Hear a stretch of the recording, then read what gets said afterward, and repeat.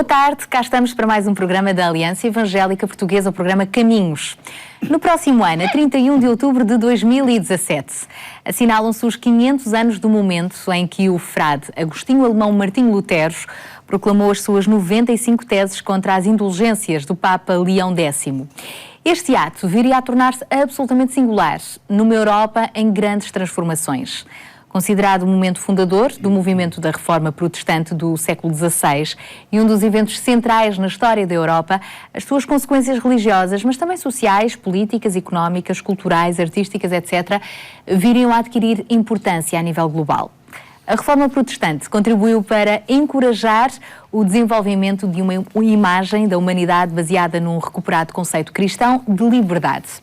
No campo estritamente religioso, para além de ter introduzido a pluralidade no cristianismo ocidental e estado na origem de uma das mais importantes conquistas da modernidade, a liberdade religiosa e de expressão, a Reforma trouxe consigo um enorme apego à Bíblia e a sua difusão pelo povo. Dificilmente conseguiríamos encontrar alguma esfera da vida humana em que não tivesse sido afetada de alguma forma pela Reforma, e a verdade é que a Europa não foi mais a mesma. 5 séculos depois, no entanto, com mais de 800 milhões de fiéis espalhados pelo mundo, o protestantismo continua desconhecido de muitos portugueses. É em Portugal a maior minoria religiosa, tendo duplicado o número de seus seguidores nos últimos 20 anos. E hoje vamos precisamente procurar abordar este tema com a ajuda dos nossos convidados. Para tal, temos hoje connosco Timóteo Cavaco, é investigador na área da história do protestantismo. Temos também connosco José Manuel Martins, advogado e escritor, e Jorge Leal, pastor. A todos, muito bem-vindos. Obrigada por estarem aqui connosco neste painel com um assunto que eu sei que para vocês também vos tem trazido muita pesquisa, muito estudo, e por isso vai ser bom partilharem connosco. Para começar, Timóteo, em traços gerais, quando falamos de reforma, falamos exatamente do quê? Boa tarde. De facto, eu penso que nós devemos olhar para a Reforma Protestante, acima de tudo, como um movimento. E, nesse sentido, não podemos atribuir uma paternidade exclusiva. Há diversos protagonistas, pessoas, grupos, e, de facto, inserido até num contexto mais global de grandes transformações pelas quais a Europa estava a passar. Como alguns historiadores e investigadores dizem, este é o longo século XVI e devemos, de facto, centrar o movimento da Reforma neste caldo de muitas coisas a acontecer. Agora, sem dúvida nenhuma que, mesmo sem essa paternidade, há momentos históricos determinantes, e um deles, como a Sara, aliás, já disse na introdução, é de facto esse momento, curiosamente ao qual Martinho Lutero não dá muita importância, porque nós sabemos desse momento não por si próprio, mas pelo relato de um dos seus seguidores, Philip Melanchthon, mas há de facto esse momento que nós podemos até certo ponto considerar fundador, que é o dia 31 de outubro de 1517, Aquele dia! Exatamente. Quando num movimento relativamente, ou num procedimento relativamente comum para a época, pelo menos em ambientes académicos, Martinho Lutero propõe uma discussão em torno das indulgências proclamadas pelo Papa Leão X, como já foi referido. E é essa discussão que ele propõe à Academia. Ele começa por escrever essas 95 teses em latim, portanto, isso mostra que, de facto, a proposta dele era para a Academia, mas rapidamente elas se tornam quase diria incendiárias, e a tradução feita até no momento inicial sem conhecimento do próprio Martinho Lutero, a tradução para a língua alemã torna inevitável aquilo que se viria a passar a seguir. No entanto, este é um movimento de facto não institucional, é muito mais orgânico, e muitos outros nomes se viriam a associar a esse movimento que de facto deixaria marcas que ainda hoje perduram na Europa e no mundo. Podemos dizer que também teve muito de sobrenatural, não é? Com Deus a mover-se ao longo da história, não é? Com certeza, e eu penso que era muito importante, de facto, a Igreja, o cristianismo, passar por esta profunda mutação, por esta profunda alteração, particularmente, e também como já foi referido, para voltar a trazer os valores da Bíblia, os valores centrais do Evangelho. Para trazer a Bíblia também às pessoas. Mas vamos começar então também por explorar um bocadinho, pastor, como é que era a Europa nas vésperas deste dia 31 de outubro de 1517? Bem, como Timóteo falou, havia uma efervescência, portanto, e estava uma questão política, portanto, havia problemas com o Sacro Império Romano, que dominava toda a Europa daquele tempo, e aliada, portanto, à Igreja, aliás, ao serviço da Igreja Católica Apostólica Romana. Entretanto, muitos grupos, portanto, muitos movimentos tinham surgido, não é? A contestar principalmente aquela hegemonia e ao mesmo tempo aquela ditadura, digamos, na Europa de próprios imperadores do Império chamado Sacro Império Germânico ou Romano. Então eles digamos, havia esta efervescência, mas sem dúvida nós consideramos que Deus levanta pessoas num momento próprio para realizar o seu plano, digamos, na história. Podemos não concordar com Lutero em algumas coisas, não é? Podemos não assumir toda a sua doutrina, mas assumimos que ele foi um veículo. Portanto, ele afirma que a melhor das boas obras é crer em Cristo. Ele escreve, não é? Quando fala das boas obras, ele diz: o melhor das boas obras é crer em Cristo. Ele, portanto, contesta a autoridade do Papa em poder dar o perdão dos pecados. Através das indulgências, não é? Pagando as indulgências. Pois, mas isto é muito interessante. De qualquer maneira, é bom nós vermos. As indulgências resultavam da autoridade que a Igreja tinha, e que o chefe era o Papa, de poder assinar um documento, não é? Tinha um tesouro guardado, um tesouro grande das boas obras, não é? Tinha um tesouro das boas obras que podia ser comprado por alguém para tirar o pai ou a mãe ou alguém que estivesse no purgatório. Ora, quando Lutero contesta esta autoridade, que é o mais importante, quando ele contesta esta autoridade, ele está a fazer tremer toda uma estrutura. Não é só questão de que o Papa Leão estava aflito, faltava dinheiro, não é? Para cobrir as despesas da construção da Igreja de São Pedro, não é? Ele precisava de pagar aquelas obras e de maneira que ele entregou a alguém a cobrança das indulgências e a propaganda para recolher este dinheiro que ele necessitava para pagar as obras. Mas o importante aqui é que Lutero diz naquelas 95 teses, não é, que ele fixou à porta. A história diz que ele fixou com o martelo à porta, mas que o mais importante, que também faz parte daquela época, daquela ocasião e daquele momento da história, era o funcionamento da imprensa, dos caracteres móveis.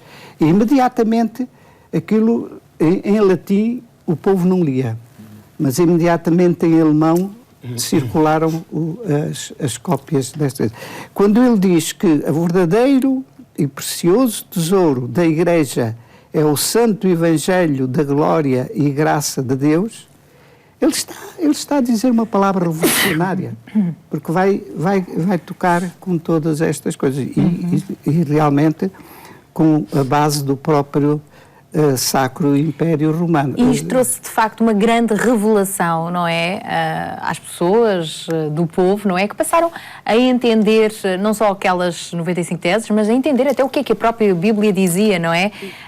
E por aí fora. Ou seja, que grandes transformações nós podemos dizer, transformações sociais, resultaram então deste movimento da Reforma? Resultaram, aqui já foi falado, de haver uma maior na questão da religião, uma maior tolerância, uma maior compreensão, porque o próprio Sacro Império, Germânico ou Romano, como queiram fazer, ele é designado nestes dois nomes. O próprio Sacro Império, que naquele momento o imperador era Carlos V, que diz alguma coisa a respeito a nós próprios. Foi casado com uma Isabel de Portugal e depois o seu neto foi o Filipe I de Portugal. Com todas as desgraças que daí trouxe e também todas as coisas. Mas o próprio Carlos V ficou também um pouco encurralado e nós sabemos que mais tarde, na paz de Augsburgo, não é? Augsburgo. Em 1555, houve necessidade de assinar uma paz em que se reconhecia, e isto foi a grande mudança extraordinária. Se reconhecia uma coisa que eu não aceito, mas que era uma grande vitória, que era a religião do príncipe era a religião do povo. Quer dizer, o povo sentia esta possibilidade de escolher e até aí não podia escolher. Em relação ao povo, eu vou terminar porque senão, não, mas em relação ao povo, na Alemanha os camponeses ainda não tinham conquistado os direitos que já o protestantismo, vamos usar esta expressão, já tinha dado na Inglaterra. Portanto, e naquele momento em diante eles começaram também a ter mais importância, mais liberdade. E socialmente, realmente, eles subiram. Isto parecendo que não, é uma revolução muito grande. São revoluções, exatamente. Agora, o certo é que os efeitos da reforma foram tardios em chegar a Portugal. E agora dirijo aqui a pergunta ao nosso outro convidado também, historiador, autor, também José Manuel Martins.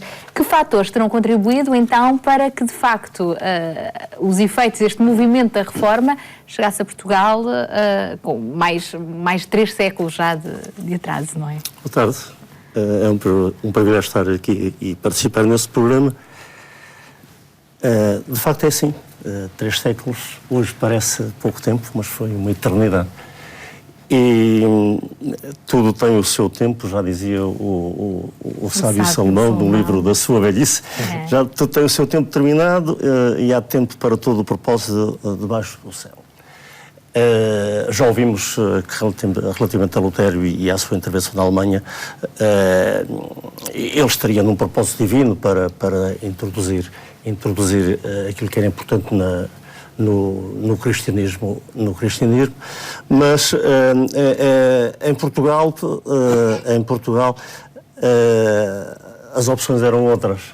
Parece incrível, dando uma olhadela para a história, parece incrível, mas eram outras as opções que a classe, a elite dirigente, a monarquia, a coroa, tinha para realizar o desígnio dos portugueses. Portugal, nessa altura, estava virado para o ultramar, estava virado para o Brasil, estava virado para a Índia, estava virado para as conquistas, para o aproveitamento das riquezas, para favorecer em privilégios a nobreza, para favorecer a burguesia comercial ascendente, que se foi aproximando da coroa. Portanto, a política, digamos, e o desígnio nacional estava virado para o Atlântico. Portugal estava de costas viradas para a Europa. Depois havia a relação do poder político, da monarquia, com o poder papal. O poder papal era decisivo para a concretização desta política de explorar as riquezas dos territórios descobertos. E vê-se logo após a iniciativa de Lutero em 1517 que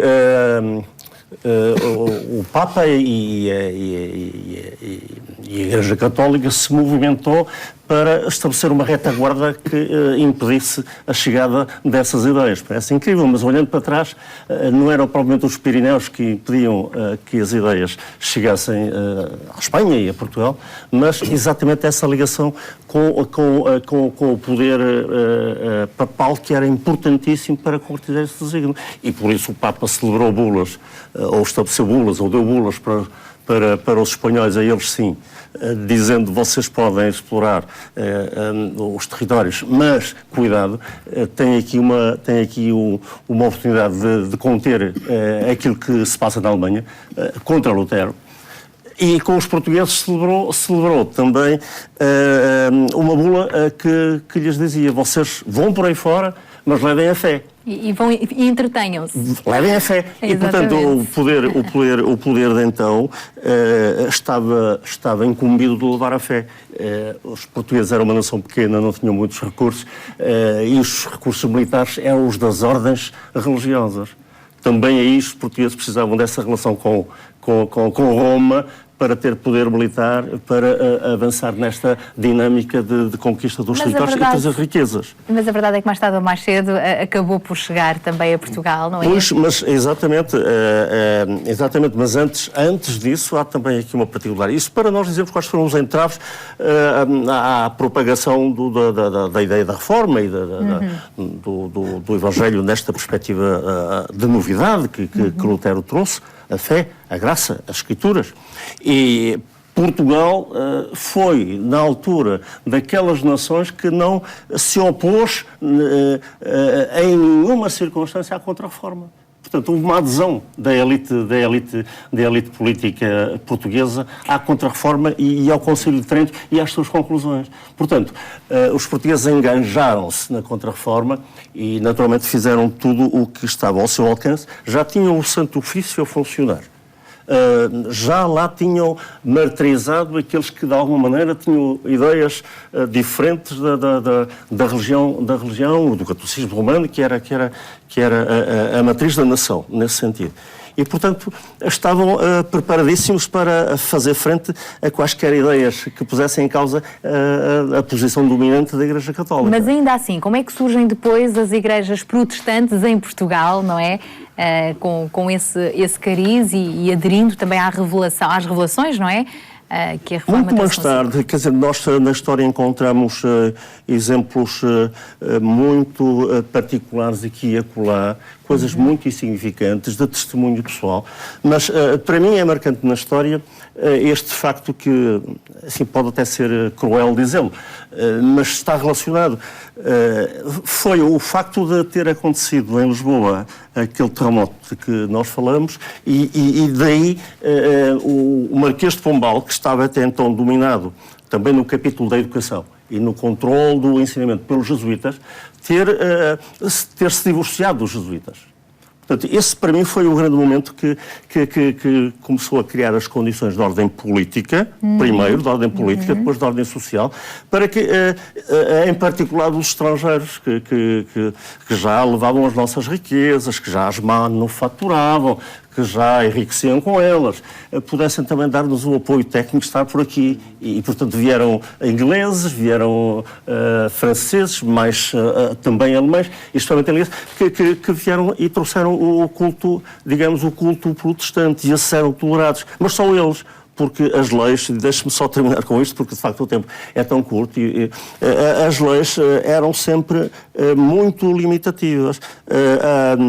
Desde a Constituição de 1822, que deu alguma abertura, que foi imediatamente retirada com a Carta Constitucional de 1826.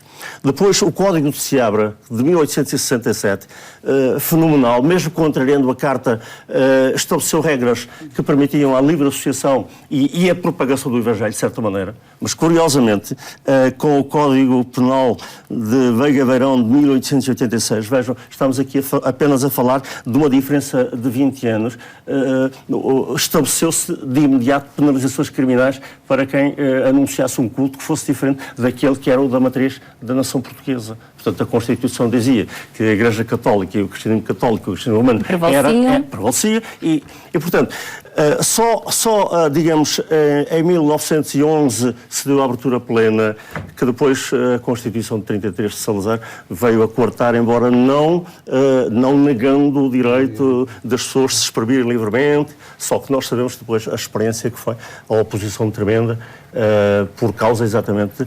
Eu diria, deixa-me só terminar, e temos mesmo de terminar. As pessoas não tiveram a oportunidade de ler a Bíblia, não é? Aliás, ela já existia, traduzida pelos católicos, antes por um português, João Ferreira de Almeida, mas eram muitos escassos exemplares e as pessoas não tinham acesso à Bíblia. E, portanto, foi essa grande limitação que nós, de facto, podemos consubstanciar como sendo a causa do nosso atraso cultural, do nosso atraso noutros domínios da ordem social, por causa exatamente de termos um analfabetismo tremendo. Os ingleses vinham negociar com os agricultores portugueses no início do século XIX e eles não sabiam ler. Situação que foi ultrapassada, graças a Deus, tardiamente, mas hoje em dia sabemos que esses números foram alterados, hoje há outra expressão, hoje há uma grande diversidade de Bíblias em português, na língua-mãe, a falar ao coração dos portugueses para que eles possam, de facto, ler e entender o que lêem. Nós estamos mesmo a terminar, rapidamente passámos aqui uma viagem por 500 anos de história, outros... Não sei se tantos virão, mais alguns virão pela frente, certamente, Deus o sabe, mas o certo também é que já há planos para, no próximo ano, celebrarmos os 500 anos da Reforma. Que planos são esses, então? É verdade. E, de facto, como nós acabámos de ver, Portugal foi, durante vários séculos, avesso a este conceito de pluralidade religiosa e, por isso, também, ainda hoje, na sociedade, não está perfeitamente assumido que somos uma sociedade plural e, até certo ponto, laica. Obviamente, hoje em dia não existe uma religião oficial do Estado, mas a nível social ou mesmo a nível cultural ainda é muito desconhecido não só o movimento da Reforma como as suas consequências. E por isso também a nossa intenção é divulgar um pouco aquilo que foi a Reforma no século XVI e as consequências que ela tem vindo a trazer à Europa e ao mundo ao longo destes 5 séculos. Em Portugal há várias iniciativas que estão a ser previstas. Eu falaria em particular de um conjunto de projetos que estão a ser delineados por uma comissão que foi nomeada e, ou melhor, se quisermos, um grupo de trabalho. Às vezes as comissões não trabalham, portanto é preferível chamar-lhe um grupo de trabalho e tem estado a trabalhar. E que a Aliança Evangélica Portuguesa também exatamente, apoia. A que a Aliança Evangélica integra também, juntamente com o COPIC, a União Adventista, a Sociedade Bíblica, portanto movimentos que de facto têm estado envolvidos ao longo de vários séculos, em alguns casos, como é o caso da Sociedade Bíblica, já há 2 séculos, na divulgação, neste caso da Bíblia, mas de ideais que foram muito caros naturalmente à Reforma Protestante e eu diria muito rapidamente que há 3 grandes objetivos. Em primeiro lugar, juntar esta grande família, muitas vezes um pouco dispersa, mesmo sendo escassa ainda, mas como a Sara dizia na introdução a este programa, é a maior minoria religiosa em Portugal e é importante notar isto. Só que, pelas suas idiosincrasias, muitas vezes ela própria é muito dispersa, é muito fragmentada. Por isso, gostaríamos de trazer esta família junta, talvez num grande evento que, em princípio, se irá realizar no próximo ano, precisamente, ou no dia 31 de outubro ou no dia 1 de novembro, aproveitando o feriado, mas fica já aqui também este repto para que todas as comunidades se mobilizem. E estejam presentes. O certo é que Portugal desta vez não vai chegar atrasado. Esperemos que não. E não vai ficar de fora nesta celebração dos 500 anos da Reforma. Exatamente.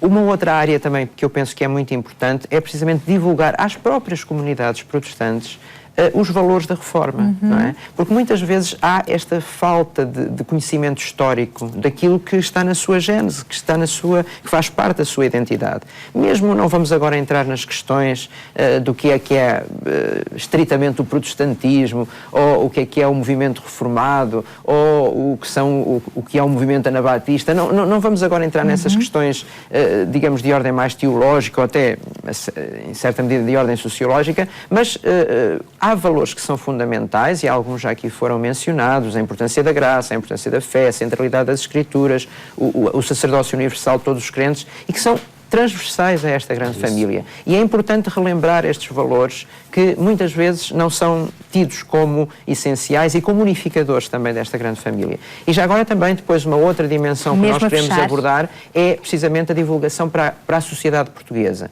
E nesse sentido queremos e estamos a preparar uma exposição que queremos que circule pelo país, pelo maior número possível de localidades e que mostre à sociedade portuguesa, numa linguagem fácil, de fácil acesso, simples e direta, realmente o que foi a reforma e quais foram as suas consequências. Nós chegamos a aguardar então a celebração já a partir durante todo o ano de 2017, não é? Com maior foco em outubro, da celebração dos 500 anos da Reforma. Obrigada por terem estado aqui um pouco connosco a partilhar o vosso saber a este respeito.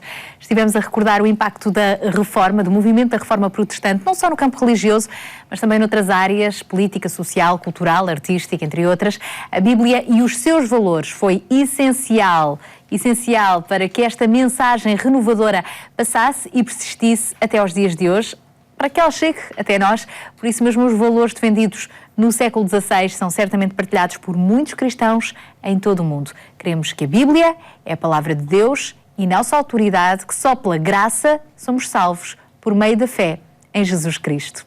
De resto, leia a Bíblia, descubra por si mesmo estas verdades e quão importante você é também para Deus.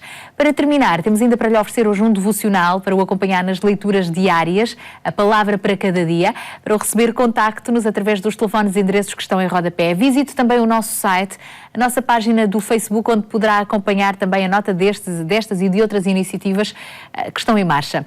Nós voltamos a estar consigo na próxima terça-feira aqui na RTP2 e ficamos também disponíveis para o receber na Igreja Evangélica mais próxima, onde será muito bem-vindo. Então, até o próximo programa, se Deus quiser.